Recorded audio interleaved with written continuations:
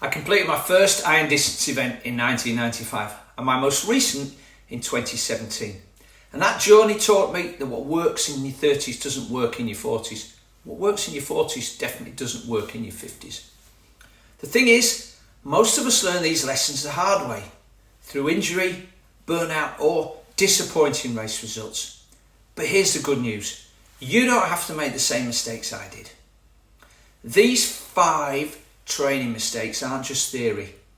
They're lessons that were written in sweat, some tears and yes, a bit of blood. So let's dive in. Mistake number 1. I didn't pay nearly enough attention to mobility work. Look, I understand. When you're training 10, 15, 20 hours sometimes a week, the last thing you want to do is spend another 30 minutes stretching or doing mobility work. I was guilty of this for years, and I'm a personal trainer and a coach. I should know better. But after finishing a long bike ride, I'd do a quick stretch and call it good. Here's what I learned the hard way. Iron distance racing isn't just about cardiovascular fitness. You're asking your body to hold positions for 10 up to 15 hours sometimes. And if you can't maintain proper form because of tight hips, restricted shoulders or limited ankle mobility, you're setting yourself up for compensation patterns that lead to injury. Quite early on in my triathlon career, I started getting calf and or Achilles pain. I treated the symptom, a bit of physio, stretching, foam rolling, etc., when what I should have been doing more of was mobility. But I didn't find out until 2015 actually that the cause of all the issues was a tight upper back, and I'll tell you more about that later. If I could do it again, then I'd make mobility work non-negotiable. 15 minutes every morning, focus sessions twice a week. Your future self will thank you. Mistake number 2. I didn't build a resilient body with enough balance and stability work. For years, my training was all about the big 3. Swim, bike, run, and then repeat. Maybe I did a bit of basic strength work, some presses and some squats, but I completely ignored the foundation work that everything else sits on. Balance, stability, proprioception. And if you think about it, you're running a marathon after already swimming 2.5 miles and biking 112. Your stabilising muscles are fatigued. Your form's breaking down.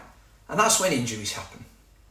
I wish I'd spent more time on single leg exercises, balance board work, functional movement patterns, not just injury prevention, but for performance.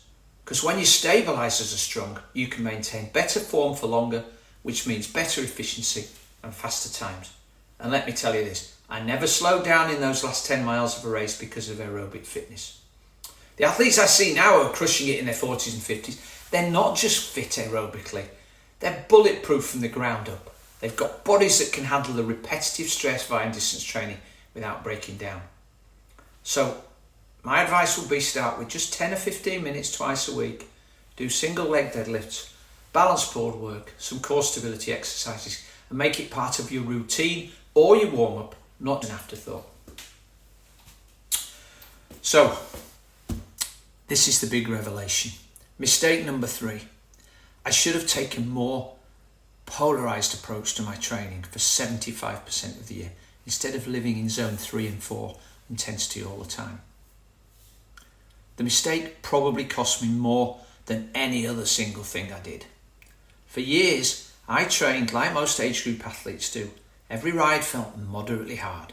Every run was at that uncomfortable but sustainable pace that I thought I was being tough with, being dedicated, when really I was being a bit stupid. Here's what I learned. The body adapts to the stress you give it most often. Stands to reason if you're always training at medium intensity, you get really good at that medium intensity, but that's not Ironman, is it?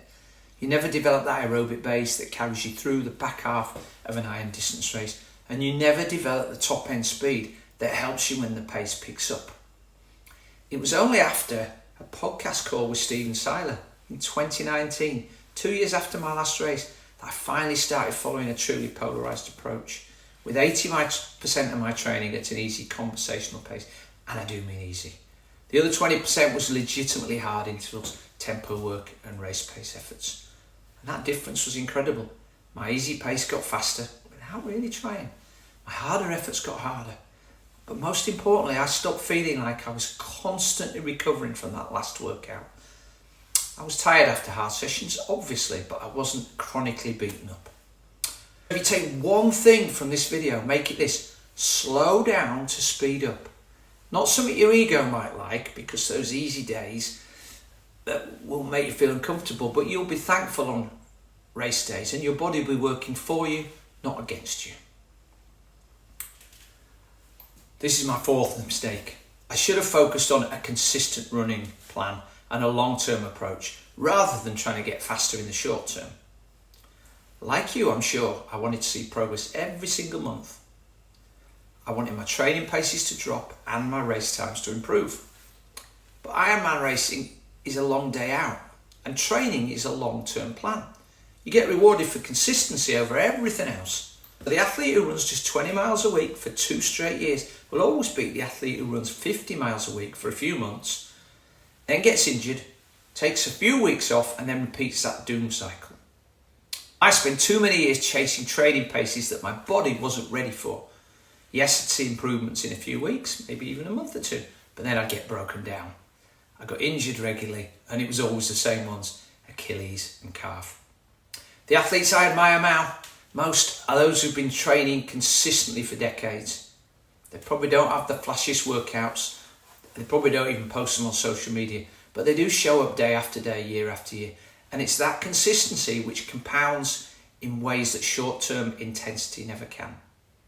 If I could do it again, I'd focus on building a running base I can maintain for years, not months. And I'd measure my progress in years, not weeks. This is my fifth and final mistake. I should have been more patient when I got injured and tried to find the root cause of the problem instead of just treating the symptom. Now this, I said that number 3 was the biggest lesson I learned. This might be the most expensive mistake I made. Not just in terms of time lost, but also the money I spent on physio bills. As I said earlier, it was only when I broke my collarbone that I discovered the real cause of my injuries was a tight upper, less thoracic rotation up here, hips adjusting my gait. My feet probably weren't that mobile, so my poor calf and Achilles had to take all of the strain. And in those early days of training, I also thought that feeling tired and sore was part of Ironman training and that was how it was supposed to be. But the truth is, most overuse injuries in endurance sports, they're not random. It's your body's way of telling you something's wrong with those movement patterns and your training load or your recovery or your biomechanics. And if you're in a bad state, then maybe all 4. But instead of listening, I just treat all of those symptoms with ice, rest, physio, and right back to the problem that caused me issues in the first place. Now I know, if it hurts, it's not just about the body part, it's the whole system. What is it that's causing my tight calf? Why is my shoulder hurting? What am I doing over and over again that might be causing this? And then I look at that. So please take the time to find the root cause. Work with the professional physios who understand endurance athletes. Your future racing career and your health really do depend on it. There you have it. 5 big training mistakes that took me 19 races and 22 years to figure out, or maybe not. Mobility work, building a resilient body, polarised training, consistency over speed, and being patient with injuries. And here's the thing, I don't regret any of those mistakes because they taught me lessons I couldn't have learned in any other way. But if sharing them helps even one of you to avoid years of frustration, then this video was worth me taking the trouble to make.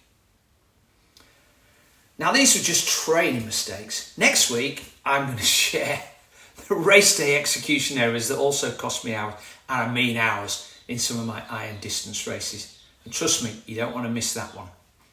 If this video helped, please hit the like button and subscribe so you get more real world advice from somebody who's been there, seen it, done it, and I've got a few finishers medals to prove it as well.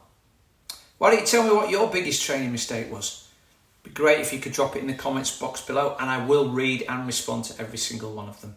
Until next time, train smart, race hard, and please remember, it's not about being perfect, it's just about being a little bit better than you were yesterday.